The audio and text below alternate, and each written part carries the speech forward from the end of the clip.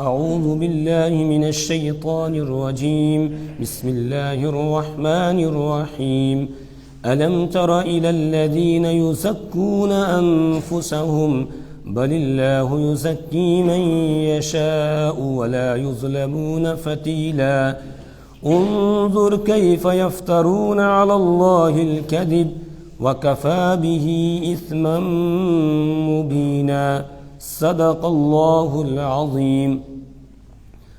سورۃ النساء کی آیت نمبر 48 تک ہم پڑھ چکے ہیں۔ آج آیت نمبر 49 سے درس ہو رہا ہے۔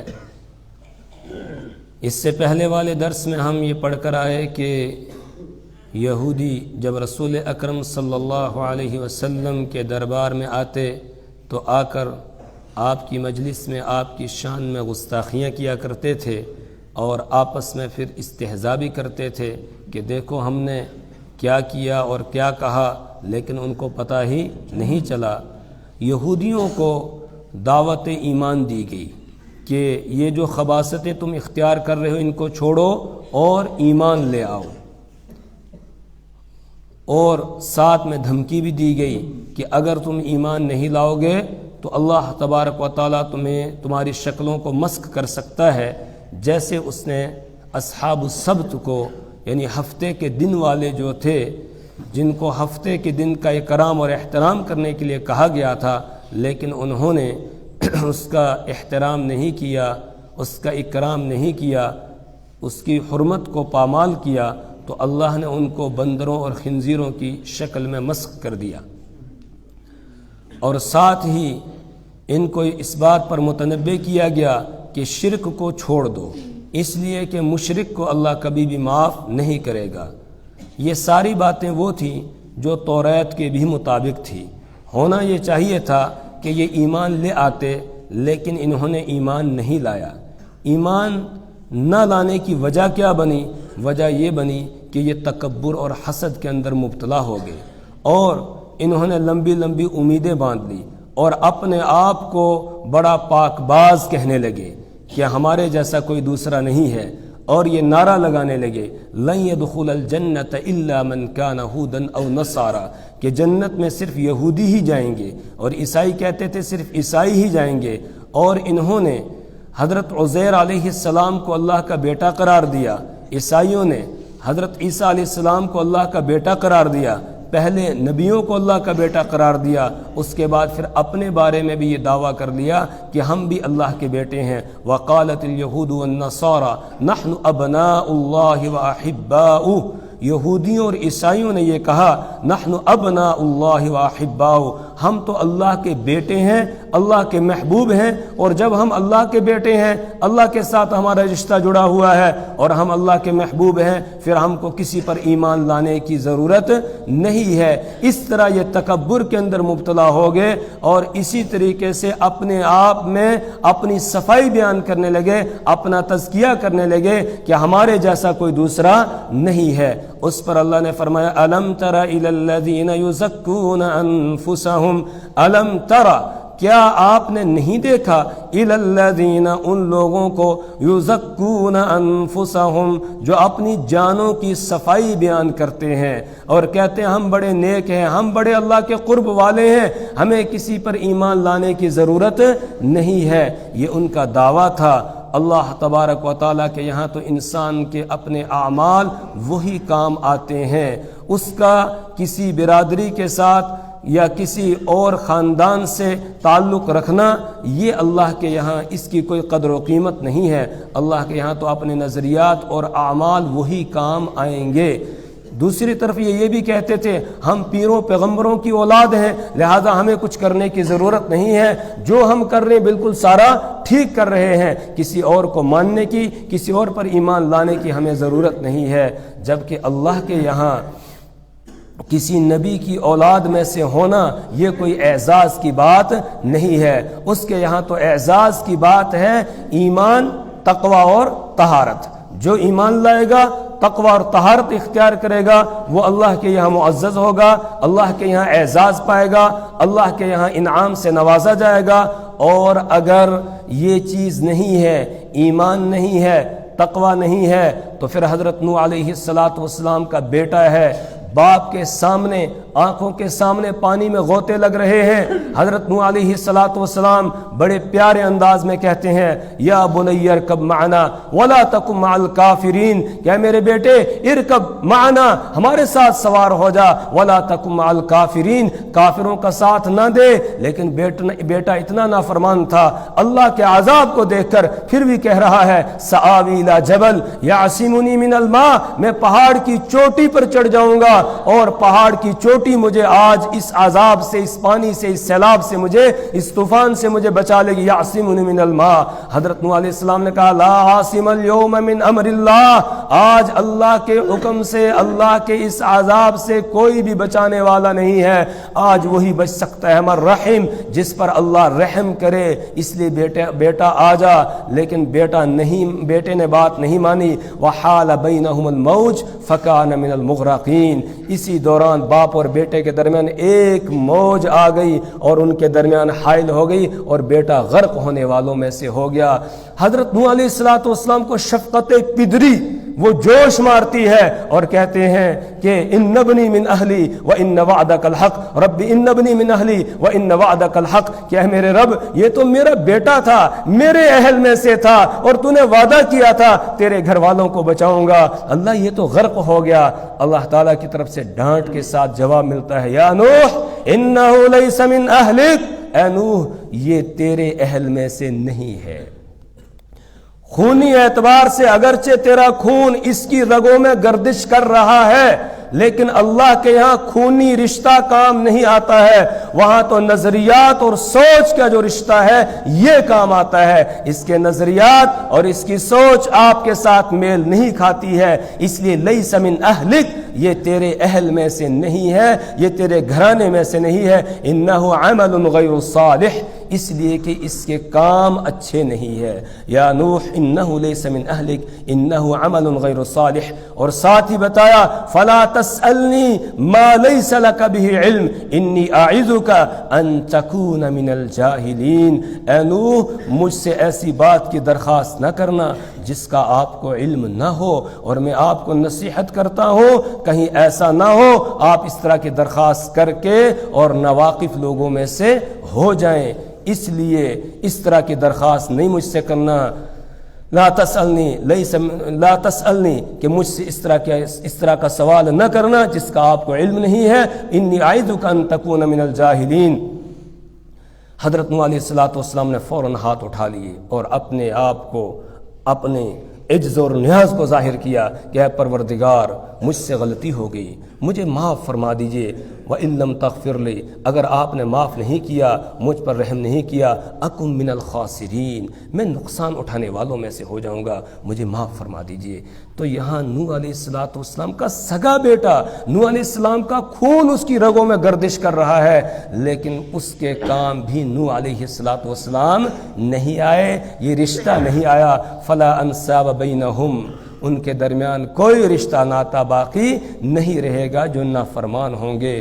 تو کسی کو یہ دعویٰ، کسی کے لیے یہ درست نہیں ہے کہ وہ یہ دعویٰ کرے میں تو جی فلاں پیر صاحب کی اولاد میں سے ہوں، میں سید ہوں، میں فلاں ہوں، میں فلاں ہوں، میں فلاں ہوں، نہیں، بلکہ رسول پاک صلی اللہ علیہ وسلم نے تو یہاں صاف صاف اپنی بیٹی حضرت فاطمہ الزہرا رضی اللہ تعالی عنہا، جو سیدۃ نساء اہل الجنہ، جن کو لقب دیا گیا کہ جنت کی عورتوں کی سردار ہے وہ بیٹی حضرت فاطمہ الزہرا رضی اللہ تعالی عنہا، ہمارے ماں باپ، ہماری آل اولاد، ہماری نسلیں ان پر قربان ہو جائیں، ان کو رسول پاک صلی اللہ علیہ وسلم نے خطاب کر کے کہا یا فاطمہ بنت محمد، ہے فاطمہ بنت محمد، عمل کرتے رہنا، لا اغنی عنک من اللہ شیئا، میں اللہ کے یہاں آپ کے کچھ بھی کام نہیں آ سکتا ہوں، عمل کرتے رہنا۔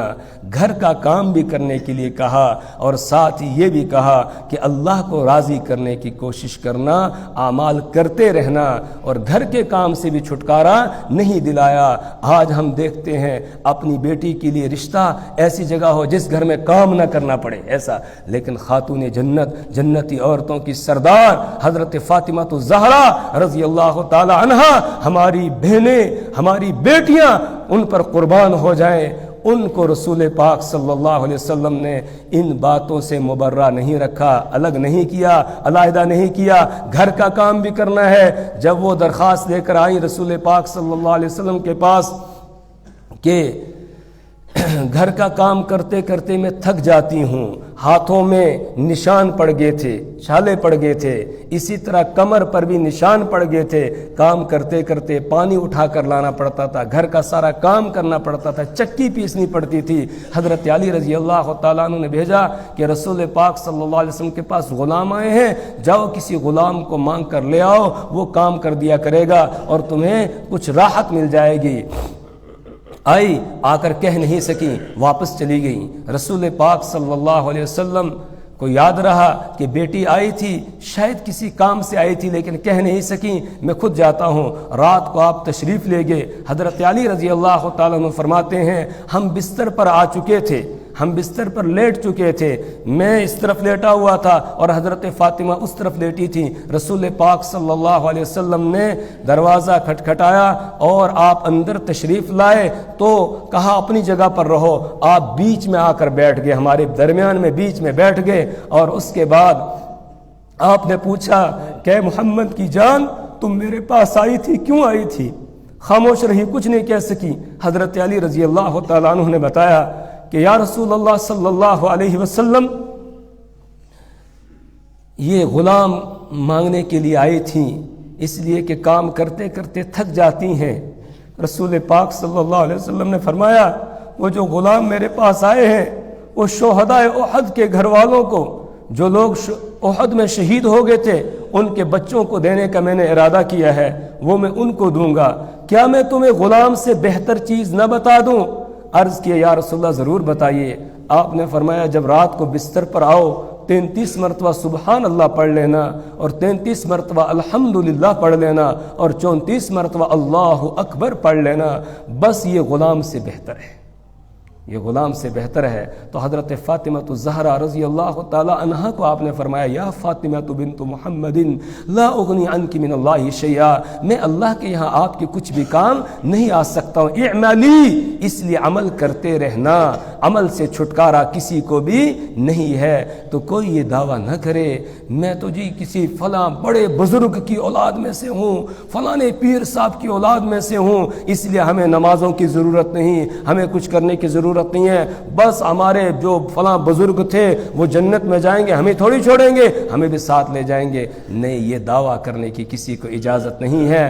الم تر الی الذین یزکون انفسکم، اور دوسری جگہ فلا تزکوا انفسکم، تم اپنی صفائی بیان نہ کرو، هو اعلم بمن اتقى، وہ خوب جانتا ہے اس کو جو متقی ہے، پرہیزگار ہے۔ اور ان اکرمکم عند اللہ اتقاکم، اللہ کے یہاں تم میں سب سے زیادہ اعزاز پانے والا وہ ہے جو زیادہ اس سے ڈرنے والا ہے، متقی اور پرہیزگار ہے۔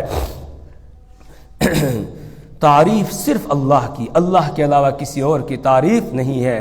بندہ تو بندہ ہے، بندہ بندہ ہے، اور بندے کے لیے سب سے بڑی سعادت کی اور اعزاز کی بات یہ ہے کہ وہ اس کو اپنا بندہ تسلیم کر کے کہہ دے یہ میرا بندہ ہے، کہہ دے یہ میرا بندہ ہے۔ جیسے رسول اکرم صلی اللہ علیہ وسلم جن کے لیے یہ کائنات بنائی گئی، ان کو اللہ نے جو اعزاز دیا تو وہ عبد کے ذریعے سے دیا۔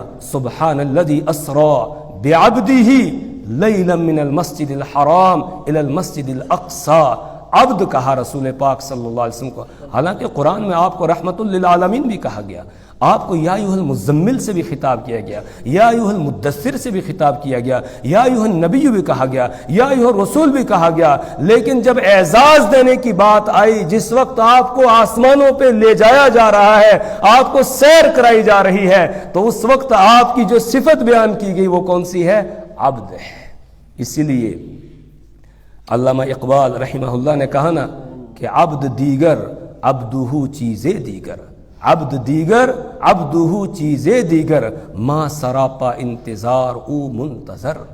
کہا عبدہ جس کو کہا گیا ہے بس وہ تو اعزاز پا گیا، وہ ہے جس کا انتظار کیا جا رہا تھا۔ ہم سب منتظر ہیں رب کے، لیکن رب منتظر ہے کس کا؟ محمد عربی صلی اللہ علیہ وسلم کا۔ تو اللہ کسی کو اپنا بندہ کہہ دے، اس لیے بندے کے لیے یہ ہے کہ وہ بندہ بن کر رہے، وہ بندگی سے باہر نہ نکلے، وہ خدا بننے کی کوشش نہ کرے۔ اور خدا کون بنتا ہے؟ جو تکبر میں مبتلا ہو جاتا ہے، جو اپنے آپ کو بڑا سمجھنے لگتا ہے، جو اپنی خاندانی جو وجاہت ہے اس کے اوپر فخر کرنے لگتا ہے کہ میں فلاں خاندان کا ہوں، میں فلاں ہوں، میں فلاں کا ہوں، میں ایسا ہوں ویسا ہوں، اس طریقے سے کرنے لگے تو اللہ کے یہاں وہ کچھ بھی نہیں ہوتا ہے۔ اللہ کے یہاں وہ حقیر چونٹی جو ہے اس سے بھی کیا ہوتا ہے؟ کمتر ہوتا ہے۔ اور جو اپنے آپ کو مٹا دیتا ہے، اپنے آپ کو کچھ نہیں سمجھتا ہے، وہ اللہ کے یہاں بہت کچھ ہوتا ہے۔ اللہ اس کو بلندیوں پہ اٹھا دیتے ہیں۔ تو اس لیے کسی کو یہ اجازت نہیں ہے وہ اپنی صفائی بیان کرے کہ میں بڑا نیک ہوں، میں بڑا متقی اور پرہیزگار ہوں۔ یہ میں جو ہے یہ انسان کو بگاڑ دیتی ہے۔ اور اسی لیے رسول پاک صلی اللہ علیہ وسلم نے فرمایا کسی کے منہ پر کسی کی تعریف نہ کرو۔ کیوں؟ اس لیے کہ کسی کے منہ پر تعریف کرو گے وہ خود کچھ سمجھنے لگ جائے گا کہ میں بھی کچھ ہوں۔ اسی لیے حدیث میں ہے ایک شخص نے رسول پاک صلی اللہ علیہ وسلم کے سامنے کسی دوسرے آدمی کی تعریف کی۔ آپ نے فرمایا ویحک، تیرا ناس ہو جائے، قطعت عنق صاحبک، تو نے اپنے ساتھی کی گردن کو کاٹ دیا ہے۔ کیسے گردن کو کاٹ دیا؟ تم نے اس کی تعریف کی، یہ موٹا ہو گیا، یہ سمجھنے لگا ہاں میں کچھ ہوں، میں کچھ ہوں، تو بس تکبر میں آ جائے گا، بڑائی میں آ جائے گا، تو بس جہنم اس کا انتظار کر رہی ہے۔ جہاں بڑائی آ گئی وہیں جہنم اس کے انتظار میں ہے، وہ تو جنت میں جا ہی نہیں سکے گا۔ تو تم نے اپنے بھائی کی، اپنے ساتھی کی گردن کو کاٹ دیا تم نے اس کو۔ اس لیے کسی کی منہ پر بھی تعریف نہیں کرنی چاہیے۔ اور اگر کسی کی کوئی منہ پر تعریف کر دے تو جس کی تعریف کی جا رہی ہے اسے چاہیے وہ یہ سمجھے کہ یہ میری تعریف نہیں ہو رہی ہے، یہ اللہ کی ستاری کی تعریف ہو رہی ہے، یہ اللہ کی پردہ پوشی کی تعریف ہو رہی ہے۔ وہ ستار العیوب ہے، اس نے میرے عیبوں پر پردہ ڈالا ہے۔ اگر میرے عیب ان کے سامنے کھل جائے یہ تو مجھے پیچھے باندھ کر گھسیٹیں گے اور یہ میرے منہ پر تھوکیں گے، لیکن میری گندگیاں ان کے سامنے نہیں ہے، میرے برے اعمال، میرے برے خیالات ان کے سامنے نہیں ہیں، اس لیے مجھے یہ عزت دے رہے ہیں، اس لیے یہ میری تعریف کر رہے ہیں۔ تو یہ میری تعریف نہیں، یہ کس کی تعریف ہے؟ یہ اللہ کی ستاری کی تعریف ہے۔ یہ سمجھنا چاہیے آدمی کو، یہ نہ سمجھے کہ ہاں میں ایسا ہی ہوں جیسا یہ کہہ رہے ہیں، نہیں، بلکہ اپنے آپ کو مٹانا ہے، سب سے کم تر سمجھنا ہے۔ لیکن اس کا یہ مطلب بھی نہیں ہے کہ ہم بالکل جو ہے وہ مایوس ہو جائیں، نہیں۔ ایمان نام ہے بین الرجاء والخوف، امید اور خوف کی درمیانی کیفیت کا نام ایمان ہے۔ حضرت فاروق اعظم رضی اللہ تعالیٰ عنہ نے یہ بات سمجھائی، انہوں نے فرمایا قیامت کے دن اگر یہ اعلان کیا جائے گا کہ صرف ایک آدمی جنت میں جائے گا، سب کے سب جہنم میں جائیں گے، مجھے اللہ کی ذات سے امید ہے، اس کی رحمت کا میں امیدوار ہوں کہ وہ آدمی میں ہی ہوں گا۔ اور اگر یہ اعلان کر دیا جائے کہ سب کے سب جنت میں جائیں گے، ایک آدمی جہنم میں جائے گا، تو مجھے خوف یہ ہے، ڈر یہ ہے کہ کہیں وہ ایک آدمی جہنم میں جانے والا میں ہی نہ ہوں۔ تو ایمان نام ہے امید اور خوف کے بیچ کی درمیان کی کیفیت۔ اللہ کی رحمت کا امیدوار بھی رہنا ہے، نا امیدی تو کفر ہے، البتہ ڈرتے رہنا ہے۔ بس اس پر تکیہ کر کے نہ بیٹھ جائے کہ میں تو جی فلانے کی اولاد میں سے ہوں، فلانے خاندان میں سے ہوں، لہذا میں تو سید ہوں، میں فلاں ہوں، مجھے کچھ کرنے کی ضرورت نہیں ہے۔ اگر سید ہے اس کی زیادہ ذمہ داری بنتی ہے۔ کیوں؟ اس لیے کہ یہ دین، جس دین پر ہم چل رہے ہیں، یہ دین اس کے نانا نے لایا ہے، اس لیے اس کی زیادہ ذمہ داری ہے کہ وہ دین پر مر مٹنے کے لیے ہر وقت تیار رہے۔ وہ یہ نہ ہو کہ وہ نماز ہی نہیں پڑھتا ہے، جی تسا نماز نہیں پڑھی، اسا نماز مدینہ جا کے پڑھنے ہیں، ہمیں نماز پڑھنے کی ضرورت نہیں، ہم تو ادھر جا کے پڑھتے ہیں۔ یا یہ کہ سانو نماز دی کی ضرورت ہے، جی اسا نے فلانے وہ پیر صاحب دی لڑی وچ۔ تو یہ اس طریقے سے جو ہے وہ کسی کو دعویٰ کرنے کی اجازت نہیں ہے۔ قرآن کی آیت مجھے اور آپ کو، اصل میں بیان تو یہودیوں کا ہے، لیکن اصل خطاب جو ہے وہ مجھے اور آپ کو ہے کہ کوئی بھی اپنے آپ کو بڑا نہ سمجھے اور اپنے آپ کو یہ نہ سمجھے کہ میں کچھ ہوں۔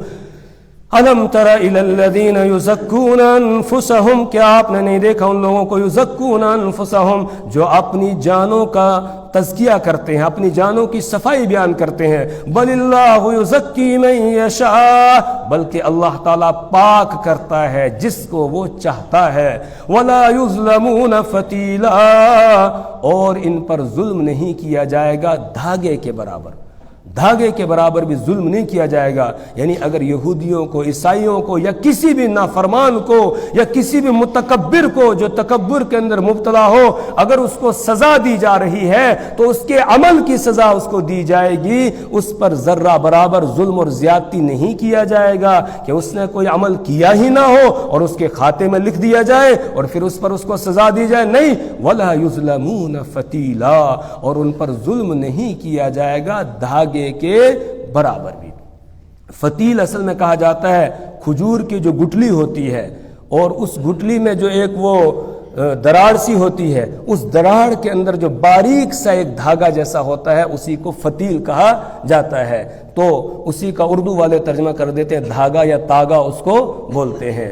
اور مراد اس سے یہ ہوتی ہے کہ کسی بھی چیز کی قلت کو بیان کرنا ہو، اس کے کم ہونے کو بیان کرنا ہو، تو عربوں کے یہاں یہ لفظ استعمال کیا جاتا تھا کہ فلاں کے پاس تو فتیل بھی نہیں ہے، وہ تو فتیل کا بھی، لا یملک فتیلا، وہ تو فتیل کا بھی مالک نہیں ہے. اسی طرح آگے ایک لفظ اور آیا نقیر. نقیر کے معنی کیا آتے ہیں؟ کھجور کی جو گٹلی ہے تو اس کے اوپر ایک اس کے پیٹ میں ایک چھوٹا سا باریک سا نشان ہوتا ہے، جہاں سے کھجور کی گٹلی پہ جب پودا اگتا ہے تو اسی جگہ سے وہ اگتا ہے، اس کو نقیر کہا جاتا ہے. بالکل تل سے بھی چھوٹا سا وہ نشان ہوتا ہے، تو اس لیے نقیر کا ترجمہ کرتے ہیں تل برابر، کہ تل برابر بھی اللہ کے یہاں ظلم اور زیادتی نہیں ہے. یا تل برابر بھی فلاں آدمی، جیسے ہمارے یہاں کہتے ہیں فلاں کے پاس تو تنکا بھی نہیں ہے، تو وہ اس کے لیے نقیر کا لفظ استعمال کرتے ہیں کہ فلاں کے پاس تو نقیر بھی نہیں ہے. ایک اور لفظ ہے اسی سے ملتا جلتا، وہ ہے قطمیر. تو قطمیر کا لفظ یہ 22ویں پارے میں سورہ فاطر میں ہم پڑھیں گے، وہاں اللہ نے فرمایا لا یملکون قطمیرا، کہ جن کو یہ اللہ کے علاوہ پکارتے ہیں وہ تو قطمیر کا بھی اختیار نہیں رکھتے ہیں. قطمیر کس کو کہتے ہیں؟ کھجور ہی کی گٹلی کے اوپر جو ایک جھلی سی ہوتی ہے، ایک پردہ سا ہوتا ہے سفید سا، اس کو قطمیر کہا جاتا ہے. تو یہ چونکہ عربوں کے یہاں زیادہ چال چلن اور کھانے پینے میں زیادہ کھجور ہی استعمال ہوتی تھی، اس لیے قرآن پاک کے اندر جو مثالیں دی گئی ہیں وہ بھی کھجوروں کی زیادہ دی گئی ہیں. کیوں؟ اس لیے کہ ان کو انہی کے ساتھ لگاؤ تھا اور کھجوروں کے ساتھ ہی وہ مشغول ہوتے تھے، تو بات سمجھنا آسان ہوتی تھی. تو یہ 3 لفظ استعمال ہوتے ہیں. یہاں فتیل کا لفظ ہے کہ ذرہ برابر، دھاگے کے برابر بھی ان پر ظلم اور زیادتی نہیں کیا جائے گا. انظر کیف یفترون علی اللہ الکذب، انظر آپ دیکھیے کیف یفترون وہ کیسے افترا کر رہے ہیں علی اللہ اللہ پر، الکذب جھوٹ کا، یہ جھوٹ کا افترا کر رہے ہیں. جو یہ کہہ رہے ہیں حضرت عزیر علیہ السلام اللہ کے بیٹے ہیں، اسی طریقے سے حضرت عیسیٰ علیہ السلام اللہ کے بیٹے ہیں، اور ساتھ ہی یہ دعویٰ کر رہے ہیں نحن ابناء اللہ واحباؤ، ہم بھی اللہ کے بیٹے ہیں اور اس کے محبوب ہیں، پیارے ہیں. یہ اللہ پر جھوٹ بول رہے ہیں، الزام لگا رہے ہیں. لم یلد ولم یولد، اس کی کوئی اولاد ہے ہی نہیں، اس کے ساتھ کسی کا یہ نسب والا رشتہ جڑتا ہی نہیں ہے، وہ اس سے مبرہ ہے، وہ بے عیب ہے، اس میں کوئی عیب نہیں ہے. نہ اس کی کوئی اولاد ہے، نہ اس کا کوئی باپ ہے، نہ اس کا کوئی بھائی ہے، نہ اس کا کوئی نانا ہے، نہ اس کا کوئی دادا ہے. یہ رشتے ناتے ان کی ہمیں ضرورت ہے، اس کو کوئی ضرورت نہیں ہے. وہ ان تمام رشتے ناتوں سے پاک ہے. سبحان اللہ، اللہ کی ذات پاک ہے، اور یہ اللہ پر افترا کر رہے ہیں، جھوٹ گھڑ رہے ہیں اللہ پر. ایک روایت میں اللہ کے رسول صلی اللہ علیہ وسلم نے ارشاد فرمایا کہ اللہ تعالیٰ کہتا ہے، حدیث قدسی ہے، اللہ کہتا ہے یسبنی ابن آدم، ابن آدم مجھے گالی دیتا ہے، ابن آدم مجھے گالی دیتا ہے. پھر گالی کی تفصیل ہے کہ گالی کیا ہے؟ یدعو لی ولدن، وہ میرے لیے اولاد کو پکارتا ہے. تو اولاد کو ثابت کرنا اللہ کے لیے یہ اللہ کو گالی دینا ہے. اور اسی روایت میں ہے کہ یکذبنی ابن آدم، ابن آدم انسان مجھے جھٹلاتا ہے، اور کیا جھٹلاتا ہے؟ یہ کہتا ہے لن یعیدنی، کہ اللہ مجھے دوبارہ زندہ نہیں کرے گا، یہ آخرت کا انکار کرتا ہے، گویا میری تکذیب کرتا ہے، مجھے وہ جھٹلاتا ہے۔ لہٰذا انسان کو چاہے لم یکن لہو، حالانکہ اس کو یہ حق نہیں ہے کہ وہ مجھے گالی دے، اور اس کو یہ بھی حق نہیں ہے کہ وہ مجھے جھٹلائے، تو یہ اللہ پر جھوٹ باندھ رہے ہیں۔ وَكَفَى بِهِ اِثْمًا مُبِينًا، اور کافی ہے یہ صریح گناہ ہونے کے اعتبار سے، یعنی ان کا یہ کہنا نحن ابناء اللہ وَأَحِبَّاؤُ، ہم اللہ کے بیٹے ہیں، ہم اللہ کے محبوب ہیں، یا کسی کو اللہ کا بیٹا قرار دیتے ہیں، یہ بہت بڑا گناہ ہے، یہ صریح گناہ ہے جس کا یہ ارتکاب کر رہے ہیں۔ وَكَفَى بِهِ اِثْمًا مُبِينًا، اور ان کا یہ کہنا یہ صریح گناہ ہونے کے اعتبار سے کافی ہے۔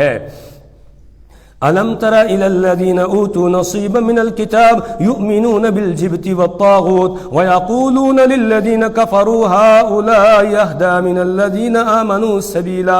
أَلَمْ تَرَ، کیا آپ نے نہیں دیکھا، إِلَى الَّذِينَ، ان لوگوں کو، أُوتُوا نَصِيبًا مِنَ الْكِتَابِ، جو دیے گئے تھے کتاب کا ایک حصہ، يُؤْمِنُونَ بِالْجِبْتِ، وہ ایمان رکھتے ہیں، ایمان لاتے ہیں جبت پر، وَالطَّاغُوتِ، اور طاغوت پر، وَيَقُولُونَ، اور وہ کہتے ہیں للذین کفروا، ان لوگوں سے جنہوں نے کفر کیا، ہؤلاء، کہ یہ یعنی کافر، اہدا، زیادہ ہدایت یافتہ ہے، من الذین آمنوا، ان لوگوں سے جنہوں نے ایمان لایا، سبیلاً، راستے کے اعتبار سے۔ اس آیت کریمہ کا پس منظر اور شان نزول یہ ہے کہ غزوہ بدر میں جب مشرکین کو شکست ہوئی، ان کے 70 لوگ مارے گئے اور 70 گرفتار کر کے لائے گئے، باوجود اس کے کہ ایمان والے نہتے تھے، ان کے پاس زیادہ ساز و سامان نہیں تھا، صرف 8 تلواریں، 6 زرہیں، 2 گھوڑے اور 70 اونٹ، یہ سامان جنگ تھا، اور کچھ بھی نہیں تھا۔ اللہ نے مدد کی، اللہ نے ایمان والوں کو کامیاب کر دیا۔ تو مدینہ منورہ میں جو یہودی رہتے تھے یہ پریشان ہو گئے کہ آج انہوں نے ان کو سبق سکھایا ہے، کل کو ہمیں بھی یہ سبق سکھائیں گے، تو اس لیے ان کے خلاف کوئی سازش رچانی چاہیے، اندر سے بھی اور باہر سے بھی۔ اس کے لیے یہودیوں کا ایک سردار ہے کعب بن اشرف، اس نے پروگرام بنایا مکہ المکرمہ جانے کا، اپنے ساتھ 70 لوگوں کو تیار کیا اور اونٹوں وغیرہ پر سامان وامان لادا کہ ہم تجارت کرنے کے لیے مکہ جا رہے ہیں۔ مقصد کچھ اور تھا، لیکن ظاہر کیا کہ ہم تجارت کرنے کے لیے جا رہے ہیں۔ تو 70 لوگوں کو ساتھ لے کر یہ مکہ المکرمہ پہنچا، اور وہاں ابو سفیان جو اس وقت کافروں کی قیادت کر رہے تھے، مشرکین کی قیادت کر رہے تھے، سن 8 ہجری میں جا کر ان کو ایمان نصیب ہوا، اس سے پہلے کافروں کی قیادت کر رہے تھے، تو ان سے جا کر یہ ملا، اور ملنے کے بعد ان سے کہا ہم تجارت کے بہانے سے آئے ہیں، لیکن ہمارا مقصد تجارت نہیں ہے بلکہ ہمارا مقصد کچھ اور ہے۔ اس نے کہا بتاؤ کیا مقصد ہے؟ اس نے بتایا کہ ہمارا مقصد یہ ہے کہ آپ نے دیکھ لیا بدر میں کیا ہوا، مسلمانوں نے تمہارا کتنا نقصان کیا ہے، تو جس طرح مسلمان تمہارے دشمن ہیں ہمارے بھی دشمن ہیں، لہٰذا یہ ہمارے مشترکہ دشمن ہیں، تو ہمیں مل کر کوئی ایسا پلان بنانا ہوگا کہ جس کے نتیجے میں ان کو ہم بالکل تہس نہس کر دیں، ان کا نام و نشان مٹا دیں۔ اس کے لیے میں یہ پروگرام لے کے آیا ہوں، باہر سے آپ حملہ کرو، اندر سے ہم تیار ہو جائیں گے، ہم حملہ آور ہو جائیں گے، اور ان کی اینٹ سے اینٹ بجا دیں گے اور ان کا نام و نشان مٹا دیں گے۔ ابو سفیان نے کہا مجھے تمہارا یقین نہیں ہے، تمہاری اس بات کا مجھے یقین نہیں ہے، اس کے لیے چلو، اور ہمارے یہ 2 بت ہیں، ایک کا نام تھا جبت، دوسرے کا نام تھا طاغوت، ان کو تمہیں سجدہ بھی کرنا ہوگا اور ان پر ہاتھ رکھ کے عہد و پیمان دینا ہوگا، تب ہم تیری بات کا یقین کریں گے۔ تو یہ کعب بن اشرف جو آسمانی مذہب کا ماننے والا تھا اور یہودی مذہب میں بت کی پرستش نہیں تھی، اگرچہ حضرت عزیر علیہ السلام کو اللہ کا بیٹا قرار دیتے تھے، ان کو پکارتے تھے، لیکن بت پرستی کی ان کے یہاں اجازت نہیں تھی۔ تو یہ مسلمانوں کی دشمنی میں آیا، اور آ کر اس نے ان دونوں بتوں کو سجدہ بھی کیا، اور ان پر ہاتھ رکھ کر اس نے ہاتھ رکھنے کے بعد یہ وعدہ کیا کہ ہم تمہارا ساتھ دیں گے، ہم تمہارے ساتھ غداری نہیں کریں گے۔ اس کے بعد ابو سفیان نے یہ پوچھا کہ بتاؤ ہم جو ہیں وہ حق پر ہیں، ہمارا دین سچا ہے، یا جو دین محمد عربی صلی اللہ علیہ وسلم پیش کرے وہ سچا ہے؟ شک میں پڑے ہوئے تھے، حق کی تلاش تھی ابو سفیان کو، حق کی تلاش تھی ابو سفیان کو، اس کا یہ پوچھنا اس بات کی دلیل ہے کہ وہ حق کی تلاش میں تھا، تبھی اللہ نے اس کو پھر ایمان کی توفیق بھی دے دی، اور رضی اللہ تعالی عنہ ورضوا عنہ کے دائرے میں رضی اللہ عنہ ورضوا عنہ وہ اس میں آ گیا، لیکن اس وقت ابھی ایمان لایا نہیں تھا۔ تو اس سے پوچھا کہ بتاؤ حق پر کون ہے؟ اس نے کہا مجھے بتاؤ تمہارا مذہب کیا ہے، حالانکہ یہ جانتا تھا۔ پوچھا کیا؟ انہوں نے بتایا ہم بیت اللہ کی صفائی ستھرائی کرتے ہیں، بیت اللہ کا خیال رکھتے ہیں، حاجیوں کو پانی پلاتے ہیں، ان کو ستو گھول کے پلاتے ہیں، ان کی خدمت کرتے ہیں، بیت اللہ کے پڑوس میں ہم رہتے ہیں۔ اس نے کہا پھر تو تمہارا دین ہی سچا ہے۔ حالانکہ یہ جانتا تھا، توریت میں بتایا گیا تھا کہ محمد عربی صلی اللہ علیہ وسلم نبی برحق ہے، نبی آخر الزمان ہے، لیکن اس نے جھوٹ بولا۔ اس کا بیان اس آیت میں ہے، الم تر الی الذین اوتوا نصیبا من الکتاب، کیا آپ نے نہیں دیکھا ان لوگوں کو جن کو کتاب کا ایک حصہ دیا گیا تھا، یؤمنون بالجبت، کہ وہ جبت پر ایمان لاتے ہیں، جبت بت پر، والطاغوت، اور طاغوت بت پر ایمان لاتے ہیں، ویقولون للذین کفروا، اور وہ کہتے ہیں کافروں سے، ہاں اولئک کہ یہ یعنی کافر، اہدا زیادہ ہدایت یافتہ ہیں، من الذین آمنوا، ان لوگوں سے جنہوں نے ایمان لایا ہے، سبیلاً راستے کے اعتبار سے، یعنی کافروں کا راستہ زیادہ صحیح ہے بمقابلے ایمان والوں کے۔ یہ اس نے جھوٹ بولا تھا، اس کے جھوٹ کو اللہ نے کھول کر قرآن پاک کے اندر بیان کر دیا۔ اللہ تعالیٰ پوری امت مسلمہ کی یہودیوں اور عیسائیوں اور ہر دشمن کی شرارتوں سے، ان کی تدبیروں سے، ان کے پلانوں سے حفاظت فرمائے۔ اللہ ہمیں ایمان کامل عطا فرمائے، اللہ ہمیں اعمال صالحہ کی توفیق عطا فرمائے، برے اعمال سے